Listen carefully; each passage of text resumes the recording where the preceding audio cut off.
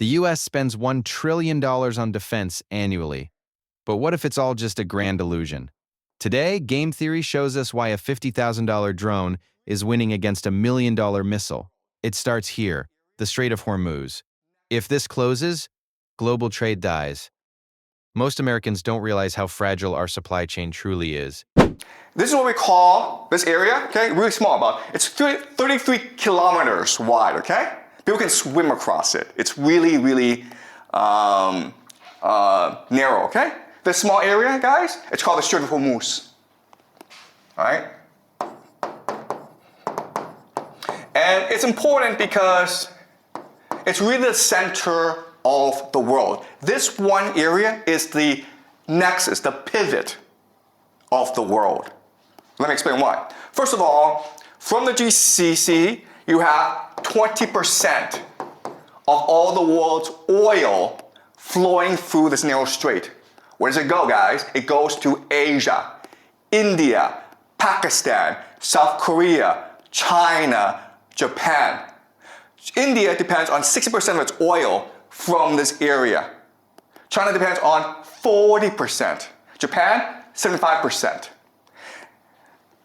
Prime Minister Takaichi of Japan has said that, listen, if the Strait of Hormuz closes, we will run out of oil in about 8-9 months.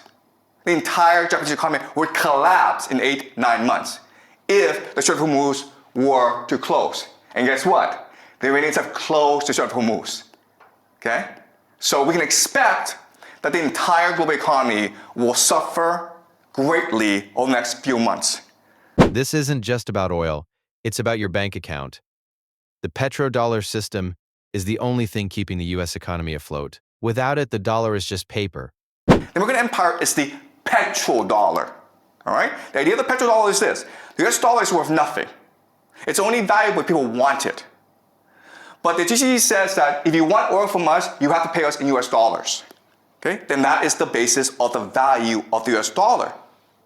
So, if the GCC collapses, the American economy and the American empire both collapse at the same time.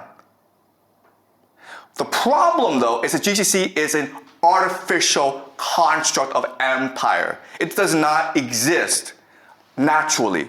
Why? Because there's no food, there's no oil, no water. Okay, guys? No food, no water. So these cities are able to grow in the millions because of all these petrodollars flowing in. If you close off the Strait of Hormuz, there's no food coming in, right? They're all going to starve. How much food does the GCC get from overseas? 80%. 80% of all the food it consumes comes from overseas, that it imports. It doesn't grow by itself, it imports. But geography is the real enemy. While the US tries to protect flat deserts, Iran is hiding in a mountain fortress. Iran's defensive strategy is brilliant. They use the terrain to hide assets that can strike anywhere, while US allies are sitting ducks in the open. These mountains is what we call Iran. All right, this is Iran. This is GCC. Okay, this is not a fair matchup, right? Because these are mountains. And what can you do in mountains? Well, you can hide rocket bases. You can hide drone bases. You can hide missiles. And that's the entire Iranian offensive strategy, all right? From here, they can hide missiles and drones from which to attack the GCC. And what are they attacking? They're attacking three things, right? They're attacking American military bases. American military bases. That's number one. Okay? Is it possible for the Americans to defend against these attacks? The answer is no. It's not. It's the silliest thing in the world. You have all these bases in the Middle East, but you cannot defend them against the Iranians. That's kind of strange. Forget missiles for a second. The real weapon is water.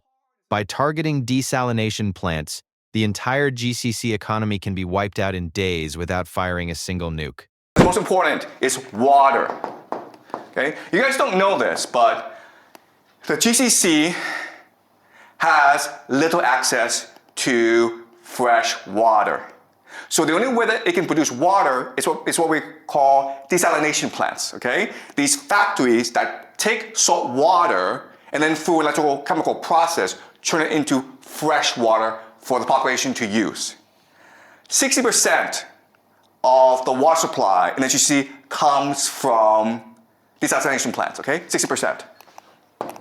Is it hard to blow up a desalination plant using a drone? The answer is, it's very easy. You understand?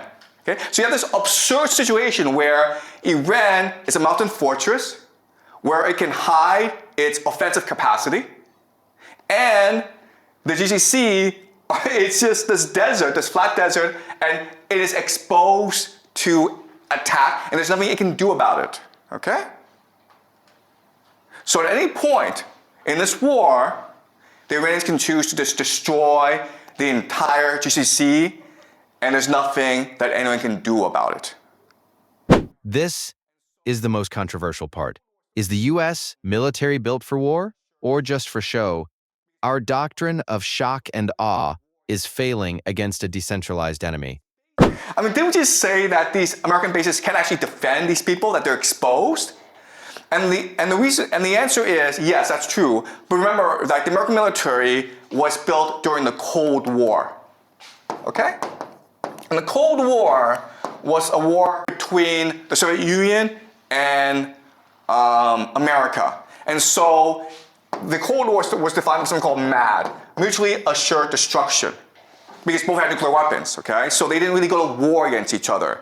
And so in other words, these bases aren't really meant to defend these nations from other enemies. They're really meant to impose American authority in the Middle East, okay? And it's the idea of this. It's the idea that empire, it is really an image. It is a hallucination. It's just an idea. Empire is it's an aura of invincibility and invisibility, okay? If you fear it, then you obey it. But it's not really designed to fight a war, okay? And so that's why we have this absurd situation. And because there are so many bases in the GCC, that gives the Iranians the perfect pretext to attack them in order to destroy the GCC economy, which will destroy the American empire. Watch this carefully. This is the math of decline. We are literally going bankrupt trying to defend against cheap, mass-produced technology. All right, so another idea that I want you guys to understand is the idea of asymmetry. Asymmetry. All right, so what is asymmetry? Asymmetry means that the two sides are choosing to fight different wars using different techniques because one is much stronger than the other, okay? America is a great empire. It has unlimited resources. It has the USD. It controls the world, right?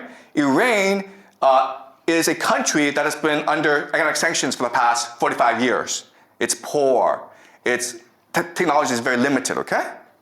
But as we learn in this class, actually, those nations that are poor actually have more energy. They're more open, and they're more cohesive. All right, so let me give an example. This is what we call the Shahad drones. Shahad drones. Each of these drones costs $50,000 at most, okay? At most. It can go as cheap as $35,000 US. But one of them is $50,000. As you can see, you can fit a lot of these drones to a truck that can go anywhere in Iran, and they can hide anywhere. All right? So the thing to understand is, first of all, these drones are cheap. They're easy to make. They make about 500 a day. Okay? And estimates are about there's 80,000 right now that the Iranians have. So they can go on for a long, long time. Okay? And one of these drones, again, can knock out a desalination plant. It can knock out an oil field. It can knock out a hotel. It can do a lot of damage. Okay? And it's easily transportable. You can hide it anywhere. You can use it from anywhere, okay? And that's what the Iranians are using as an offensive weapon. And how do the Americans defend against this? They use something called a THAAD, right? Right, guys? This is what they use. THAAD. THAAD stands for Thermal High Altitude Air Defense. And they also have like Patriot systems. There's a lot, okay? The thing that you need to know about the system is it's really expensive. This missile, guys, costs $1 million.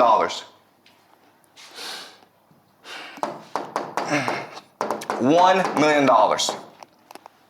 So there's this $50,000 drone coming your way, and you throw a $1 million missile at it, okay? And often these missiles miss, so you have to throw 2 or 3 missiles at it, okay? So you're spending $2 to $3 million on each $50,000 that they're ready to spend. That's kind of silly. The game theory is clear. The US is playing an old game, while the world has moved on. Is it time for a new strategy, or is the collapse inevitable? Comment your thoughts below.